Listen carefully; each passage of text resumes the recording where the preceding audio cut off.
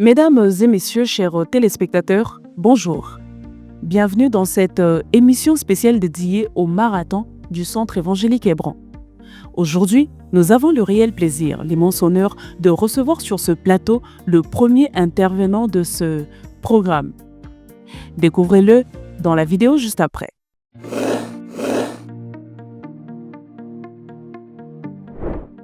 Né d'une famille chrétienne de 8 enfants dont il est l'aîné, voué au service de Dieu depuis son enfance, il reçoit l'appel au ministère.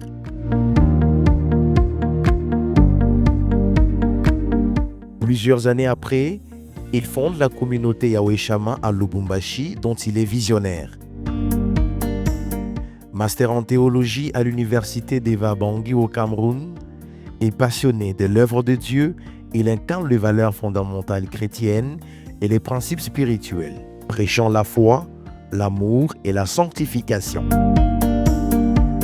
Mari d'une seule femme, Mama Joy Pichi, et père de 3 merveilleux enfants dont Duchesse, Cohen et Menora Pichi.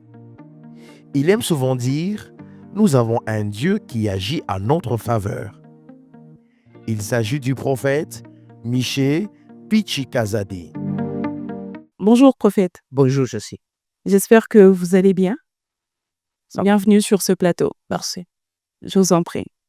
Alors, pouvez-vous nous dire, vous avez déjà eu plusieurs fois à répondre à l'invitation du Centre évangélique Hébron. Quelle était votre motivation de pouvoir encore une fois répondre à cette invitation? C'était par conviction ou soit par attachement personnel à la communauté? En fait, à cette question, je peux répondre par tout le dévolé. Premièrement, par une inspiration de Dieu. Vous savez, quand il y a des grands marathons comme ça se prépare en avance, on est contacté en avance, on a beaucoup de temps de prier. Et aussi, le bishop, quand il nous appelle, il nous laisse aussi le temps de prier. Et c'est dans la prière que nous avons une conviction de venir au marathon. Et également, au-delà de cette conviction, il y a aussi un attachement personnel au bishop. Donc, en fait, il y a l'attachement personnel, il y a la conviction du Saint-Esprit pour venir répondre, contribuer par la petite grâce que nous avons dans ces grands marathons de la fin de l'année. Ok, autrement dit, sur base du fait que vous êtes déjà en une relation trop liée et que vous ne pouvez pas refuser, c'est ça? Non, pas nécessairement. Il y a parfois des orateurs qui sont habitués à venir dans les marathons et parfois ils se disent le temps ne lui permet pas. Il y a des gens qui sont indisposés de répondre aux invitations malgré l'attachement personnel, malgré certaines habitudes dans le ministère. Mais cependant, ce n'est pas un attachement personnel qui a nécessairement poussé à ce que je vienne. Si je n'avais pas le temps, si le Saint-Esprit ne m'avait pas convaincu, j'allais parler au bishop et le bishop allait comprendre. Donc, ça veut dire qu'il y a d'abord la conviction du Saint-Esprit et il y a aussi l'attachement personnel. En fait, l'attachement personnel vient en second lieu. Il y a d'abord la conviction du Saint-Esprit par rapport à cet apport que nous devons donner aussi parmi les orateurs à ces marathons. Ok, nous pouvons retenir que c'est les deux qui entrent en jeu. Effectivement. Alors, le thème est combattre contre les cas têtus. Quelle était votre impression dès lors que vous avez reçu ce thème?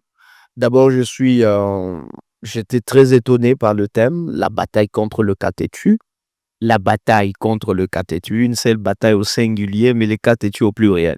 Donc, ça fait déjà, c'est étonnant. Il y a eu une très forte ingéniosité spirituelle dans ce thème. Vous comprenez d'abord par ce thème, au-delà de la révélation de l'esprit, au travers du bishop Cobain qui y a donné ce thème, vous sentez qu'il y a aussi une intelligence qui est attachée à la fois au Saint-Esprit pour nous donner un thème très, très, très important. Et vous comprenez, lorsque je regarde le thème, je comprends nécessairement que c'est Dieu qui lui a dit que nous parlions de cas têtus. Vous comprenez? Écoutez, il y a divers témoignages sur le cas têtu. En fait, c'est une vie pratique. Les gens sont en train de vivre de cas têtu. Des années, il y a toujours des témoignages du pasteur. Lorsque vous faites toute une théologie pratique, en écoutant les gens, en faisant une cure d'âme, en s'approchant des gens, en étant sur terrain. Vous comprenez que les gens sont en train de parler sur le même sujet, des mêmes problèmes, des mêmes situations des années, qui deviennent comme des cas têtus. Mais choisir ces thèmes à la fin de l'année, plus particulièrement au mois de décembre. Donc, entre guillemets, Dieu veut que nous puissions en finir dans ces marathons avec les cas têtus pour que 2026, nous soyons quand même allégés pour reprendre une autre manière de vivre et une autre manière de faire les choses. Et je crois que ce miracle est en train de se produire. Tout à fait. Alors, c'est vrai que c'est par intelligence, une intelligence un peu plus élevée, qu'il a pu avoir ce thème, par inspiration aussi, si je dois le dire comme ça. Alors, pouvez-vous nous dire, vous, que dites-vous, qu'est-ce que c'est un cas têtu? Ouais, effectivement, il y a d'abord la différence entre un cas et un cas têtu. Donc, quand on dit déjà un cas, c'est que c'est un problème, c'est une situation, c'est un phénomène particulier, et ainsi de suite. Mais quand on y ajoute têtu, ça veut dire que ça devient très compliqué. En fait, un cas têtu en soi, nous l'avions défini le premier jour que nous avions commencé ces marathons. Nous avions dit un cas têtu est une situation complexe, un problème qui devient comme collé à ta vie, qui ne te laisse pas de place et qui devient trop inquiétant. En fait, on rencontre des problèmes dans la vie, mais tout problème n'est pas nécessairement un problème têtu. Nous avons plusieurs cas. Il y a des gens qui peuvent tomber malades au mois de janvier et puis par après, il fait 2, 3, 4 ans et ils ne tombent pas malades. Et ce n'est pas la maladie du mois de janvier qui fait de cette maladie un cas têtu. Donc, en fait, lorsqu'il y a d'abord la longévité du problème et une résolution non trouvée d'un problème qui devient récurrent et qui devient prolongé, on dit que c'est un cas têtu. D'accord. Une maladie qui vient de commencer, je suppose. Je prends un exemple, une maladie qui vient de commencer. Vous amenez ce cas à l'église et on prie.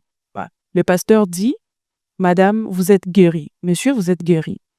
Mais vous devez respecter. Mais après, il ne signale pas que vous devez suivre la procédure qui amène vers la guérison. Et la personne s'en va, attendant que la guérison se manifeste. Durant cette période-là, et que par exemple le processus vers la guérison soit lent, pouvions-nous dire que c'est un cas têtu ou bien c'est juste une procédure vers la guérison? Non, en fait, on ne peut pas nécessairement dire c'est un cas têtu.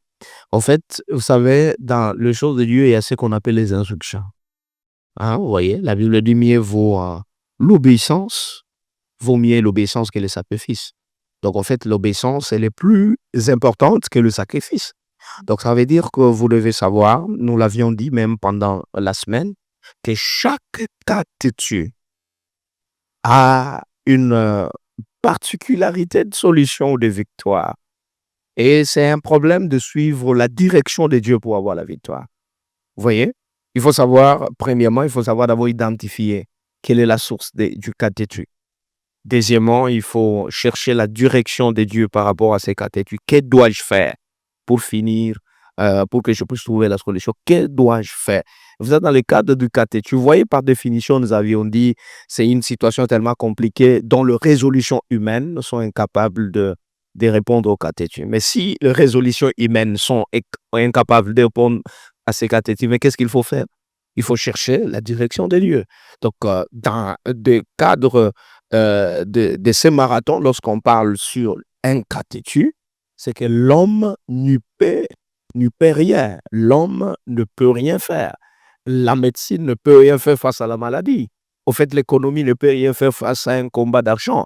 Donc, ça veut dire qu'il n'y a que Dieu qui doit intervenir. Mais si c'est Dieu qui doit intervenir, alors on a besoin de la direction de Dieu. Alors, Dieu doit nous donner une direction. Et si Dieu donne la direction, en fait, c'est dans cette direction que nous pouvons engager notre bataille, notre combat afin d'avoir la victoire. D'accord. L'on retient qu'un cas têtu, c'est ce cas face auquel l'humain n'a pas de résolution pour lesquels on doit recourir à Dieu. Tout à fait. Mesdames et messieurs, nous sommes en direct du Centre évangélique Hébron. Vous qui nous suivez en direct, n'hésitez pas de prendre part à la deuxième semaine de ce marathon. Alors, on se retrouve juste après cette transition.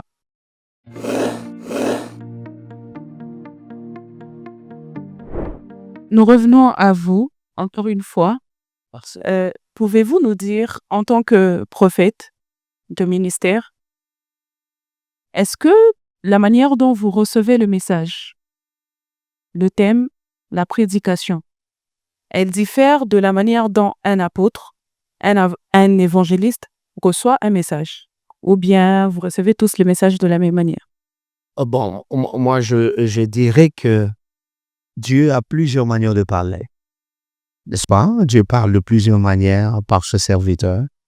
Mais cependant, lorsque, par exemple, on vous annonce qu'il y a un marathon, et lorsque le Saint-Esprit t'est convaincu d'y aller, qu'est-ce que vous êtes appelé à faire? Vous êtes appelé à prier, que Dieu vous dise, dans ce thème du marathon, qu'est-ce que je dois nécessairement faire? Qu'est-ce que je dois nécessairement dire? Le problème, c'est commencer à préparer le message. En fait, dans la préparation du message, il y a le Saint-Esprit qui est en jeu, il y a l'intelligence, il y a aussi la connaissance.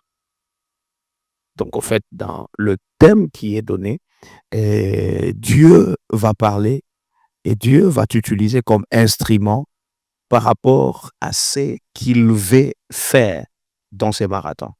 L'objectif poursuivi de Dieu par rapport à l'instrument qu'il va utiliser dans ces marathons, ça c'est aussi la souveraineté de Dieu, la manière de faire des choses. Bon, nous recevons le message différemment et vous allez voir, chacun aura sa pierre de touche dans ces marathons. Chaque orateur aura sa pierre de touche dans ces marathons selon l'objectif avec lequel Dieu veut l'utiliser plus particulièrement.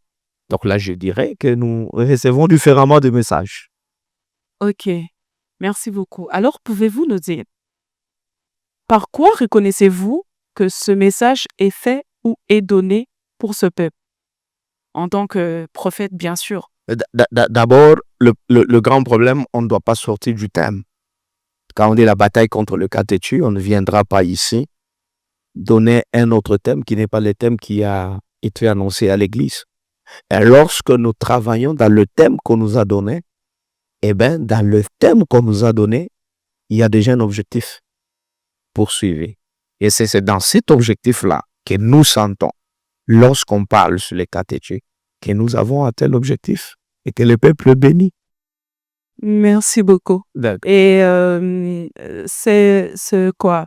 Lorsque vous rédigez le message, vous vient-il du coup ou bien c'est progressivement que vous écrivez, l'inspiration vient ou bien c'est du coup comme ça que vous recevez le message? Non, en fait, on prépare le message d'abord dans une atmosphère de prière.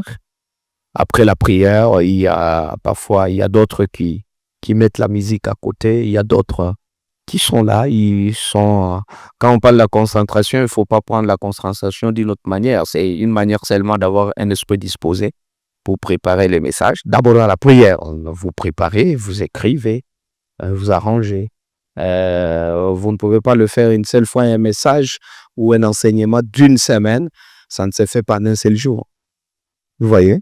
Ça peut se faire dans 2 jours, ça peut se faire dans 3 jours. Mais il se peut, il y a par moment que, après avoir fini, il y a par moment où vous êtes assis, vous sentez qu'il y a des idées qui vous viennent, des points qui vous viennent. Vous devez toujours compléter. Nous avons des agendas, nous avons de tablettes, parfois de points qui nous viennent. Nous les ajoutons.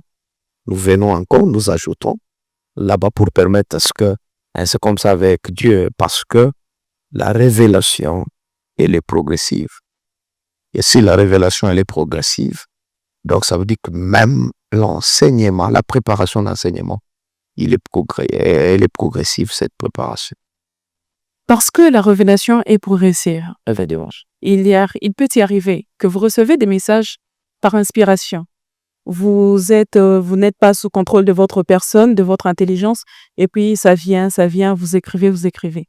Imaginez-vous que vous arrivez à l'aéroport du lieu où vous êtes invité et que vous vous rendiez compte qu'il y a des choses que vous écriviez quand vous étiez en esprit.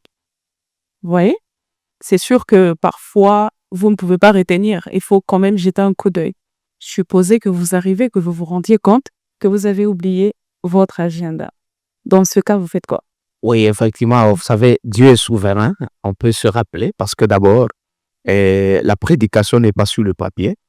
Le papier n'est qu'un petit rappel. La prédication est déjà au niveau de l'intelligence. Ça veut dire que lorsqu'on prêche, on prépare une prédication. Nous l'avons d'abord dans la tête et nous sommes en train de la reproduire sur le papier. Eh ben, il arrive parfois que les notes de préparation sont déjà parties.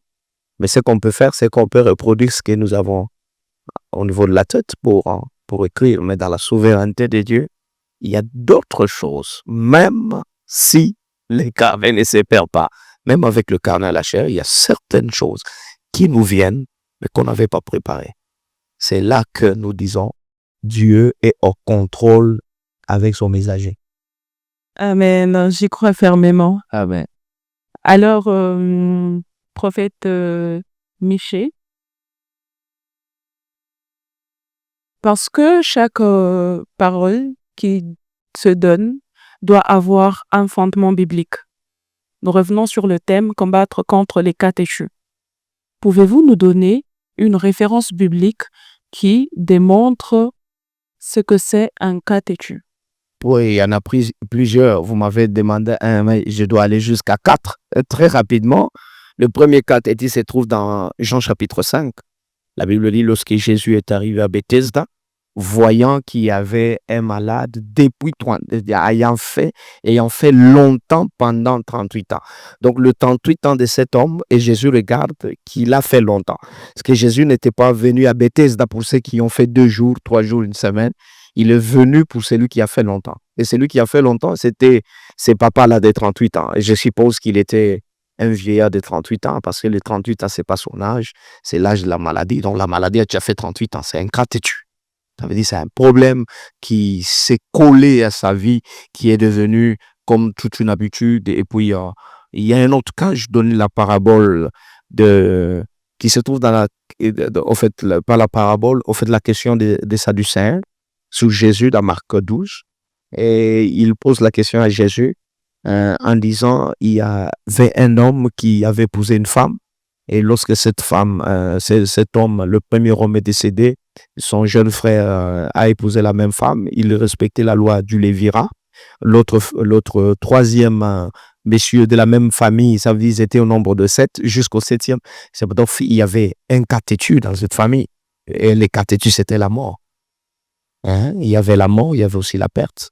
Parce que j'en ai parlé sur la perte comme un cas têtu. J'ai parlé sur les efforts inutiles comme des cas têtus. La mort aussi, quand il devient récurrent dans une famille, c'est un cas têtu. Il y a la maman de 18 ans dans la Bible. Elle est courbée, elle ne pouvait pas du tout se redresser. Les 18 ans où elle est courbée, c'est un cas têtu. Nous avons également la dame de Marc chapitre 5 qui a touché le pan de la robe de Jésus. Jésus a dit, je sens une force sortir de moi. En fait, cette dame, le sang coulait pendant 12 ans. Et en fait, les 12 ans, là, c'est beaucoup. C'est un cas têtu. Alors, il y en a beaucoup. Ça, ce sont le quelques cas qu'il y a dans le Nouveau Testament, plus particulièrement dans les évangiles. Il y a beaucoup d'autres cas. Et il y a les paralytiques des Actes des Apôtres chapitre 3, juste après la Pentecôte, qui étaient à la porte. Donc ça, c'était un cas têtu. Il s'était même habitué. Lui ne cherchait même plus la guérison. Il cherchait l'aumône. Ça veut dire que le cas, il s'est familiarisé avec son cas têtu. Et c'est ça même le grand danger du cas têtu. Lorsque le cas devient têtu, parfois, on perd la foi qu'on peut sortir de cette situation têtue. Voilà. Alors, vous nous avez énuméré plusieurs cas qui définissent ou qui démontrent les cas têtus. Selon votre message, lequel de tous ces cas a été détecté, selon la Bible, comme premier cas têtu? C'est l'histoire de cet homme de 38 ans à la piscine de Bethesda, parce que ça se raconte au début de l'évangile de Jean. Jean chapitre 5, en fait, Jean chapitre 1, ça parle sur ce que la parole est, qui est Christ. Jean chapitre 2 parle des noces de Cana. Jean chapitre 3, on parle de la mission de Christ. et plus particulièrement un peu de miracle par rapport à la nouvelle naissance, et Jean chapitre 4, eh bien, vous comprenez qu'il y a une dimension aussi des miracles, mais dans Jean chapitre 5, on commence à parler de ces catéchues. Donc, en fait, c'est d'ailleurs l'exemple le plus probant qu'on peut utiliser dans le cadre de catéchues, beaucoup plus particulièrement au début du ministère de Christ. Effectivement. D'accord. J'ai un exemple à vous proposer, bien sûr. Lazare fut malade avant qu'il ne soit ressuscité, avant qu'il ne meure pour être ressuscité. Sa maladie a persisté jusqu'à ce qu'il ne soit mort et que Jésus vienne le ressusciter. Dans ces cas, pouvons-nous dire que sa maladie était aussi un cas têtu ou bien? Oui, effectivement, parce que la Bible dit qu'il est mort. Il n'a pas été guéri. D'ailleurs, on a même annoncé à Christ que Lazare, ton ami, est malade, il n'est pas venu.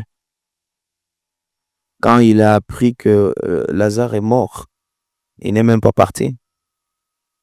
C'est après 4 jours qu'il est mis au tombeau que Christ vient. En fait, ils ont tout fait pour qu'il soit guéri. Il n'a pas été guéri, c'est un cas têtu. Donc, en fait, les cas têtus, c'est aussi pas seulement des choses qui bloquent des gens pendant plusieurs années, c'est aussi des cas très compliqués qui peuvent amener certaines personnes à la mort. Vous savez, il y a certaines personnes qui sont déjà parties, qui nous ont déjà laissés, mais qui ont traversé des cas têtus qui les ont amenés à la mort. Mais heureusement, Christ est là. Mais ici aussi, nous pouvons contextualiser dans le siècle présent. Et heureusement, Hébron est là, le bishop Komen Chibanda est là, le marathon est là. Et voilà, ça veut dire que la bataille contre le cas têtu, c'est un thème qui vient répondre à un besoin pressant et à un besoin qui assouvit le peuple et qui donnera une solution plus particulièrement parce que le thème que Dieu donne ne s'annonce jamais pour rien. Quand Dieu donne un thème, c'est qu'il poursuit un objectif particulier. Et c'est cet objectif qui s'appelle la victoire sur les cas têtus que les gens vont vivre dans ces marathons. Amen. Alors, au-delà de cette dimension d'être prédicateur, vous êtes prophétique. Personnellement, j'ai pris part à vos interventions et à la foule qui a été témoin de vos œuvres, de toutes vos prophéties, de la manière dont vous travaillez. Et personnellement, moi aussi, j'étais épatée. Alors, comment vous gérez cette pression quand vous êtes à la chaire? En même temps, parce que j'ai constaté personnellement, le peuple a constaté aussi que vous parvenez d'abord à finir la prédication et après entamer la dimension prophétique. Comment vous gérez cette pression, étant donné qu'il peut y arriver que vous recevez en même temps le message à donner et en même temps la prophétie? Comment vous faites? En fait, d'abord, il y a d'abord l'expérience à l'intérieur. Il y a l'expérience à l'intérieur. L'expérience, c'est que ça fait très longtemps que je suis dans le prophétique. Donc, ça veut dire que comme je suis dans le prophétique, je sais gérer une prophétie que Dieu me donne parce que Dieu ne nous utilise pas comme des robots. Hein, en fait, Dieu peut me donner un message. Il peut me donner un message sur vous, sur le caméraman, sur n'importe qui, mais je ne peux pas arrêter cette conversation ou cette interview avec vous pour donner un message. Donc, ça veut dire qu'il y a d'abord une discipline. Il y a une discipline. Même Dieu sait que il y a une discipline parce que même Dieu sait que dans sa parole, il y a Ecclésiaste 3 qui dit il y a un temps pour toutes choses.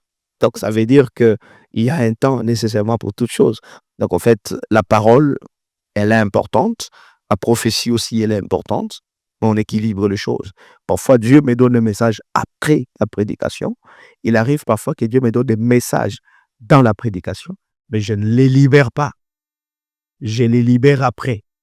Et quand je les libère après, je ne peux pas oublier le message que Dieu me donne à la chair, à moins qu'on quitte la recherche, parce qu'il y a beaucoup de gens. En fait, il y a la discipline, où il faut savoir faire la part des choses. Et puis, nous sommes de cette génération pour recadrer les prophétiques, pour montrer aux gens que les prophètes ne sont pas seulement les gens qui donnent des messages, ton nom s'appelle tel, tu restes telle part, il y a des sorciers dans ta famille. Donc, nous sommes en train de réformer le prophétique. Et en réformant le prophétique, nous disons aux gens que les prophètes sont aussi des prédicateurs. Parce que nous ne prenons pas le ministère prophétique comme un don de prophétie. Les dons de prophétie, c'est autre chose. Le ministère prophétique, c'est autre chose. En fait, le ministère prophétique, c'est le ministère de la parole. Eh bien, il peut être accompagné du don de prophétie. Ah ben donc, c'est un peu ça, si je peux répondre ou tenter, oser répondre à votre question. Ok, si j'ai bien compris, au-delà du message et toute autre chose, il y a la discipline qui entre en jeu. Effectivement. Vous parvenez à gérer le temps de la prédication Ouais. du temps de la prophétie. Tout à fait. Pendant cette période où vous gérez, Ouais. ne peut-il pas arriver que vous puissiez oublier un message que vous aviez reçu pendant que vous prêchez? Non, on ne peut pas oublier un message. Même le Dieu qui nous donne le message, il sait que le prophète n'a pas libéré le message que je lui ai donné. Ok. Alors Dieu, comme il veut que nous libérions ce message, on pourra toujours le libérer. Et on va le libérer. Ok. Autrement, au début, quelque part, vous avez dit que vous allez avoir un message à donner au caméraman, à la journaliste et tout, voilà. Vous devez réserver. Non, je n'ai pas dit que j'ai un message. J'ai donné un exemple seulement. Ok. Parce que je commence déjà à croire peut-être que pendant cette émission, vous avez eu une vision. Non, je n'ai aucune prophétie. Et je n'ai rien vu jusque-là. Ok. Merci beaucoup pour la précision. Merci, Jésus. Alors, pour ce peuple qui nous suit en ce moment, en live, qui n'a pas pris part au marathon, qui pourra suivre ce bref message en ligne ou à la télévision, que peuvent-ils retenir de vous, de votre passage ici à l'église Hébron ou en Bujumaï? En fait, dans mon passage, ce que je peux dire au peuple de Dieu, plus particulièrement, c'est des Bujumaï et ceux qui nous suivent ailleurs. Je peux les rassurer que nous sommes dans une bataille contre les cas têtus. Et dans cette bataille contre le cas têtu, il faut venir parce que ces thèmes montrent que Dieu veut donner la victoire sur des cas têtus. Amen. Et surtout quand les thèmes viennent à la fin de l'année, c'est qu'il y a quelque chose que Dieu poursuit. Alors nous avions parlé sur la perte et sur les efforts inutiles en touchant les combats de stérilité, les combats de sécheresse, les combats de chèques.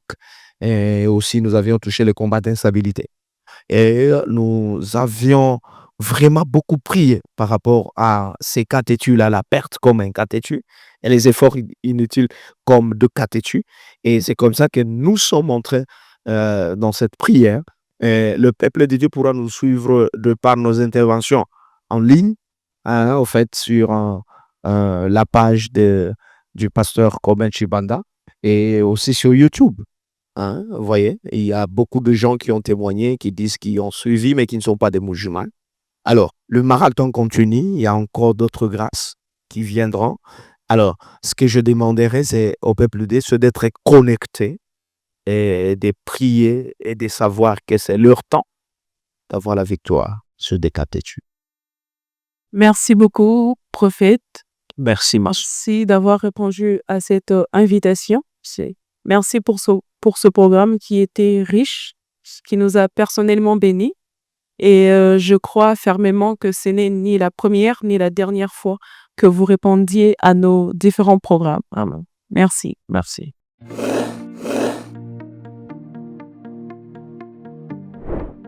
Mesdames et messieurs, chers téléspectateurs, merci de nous avoir suivis. Nous espérons que ce programme vous a richement béni. Rendez-vous à la prochaine épisode et surtout, n'hésitez pas de vous abonner à nos différentes plateformes pour ne rien manquer. Que Dieu vous bénisse. À bientôt.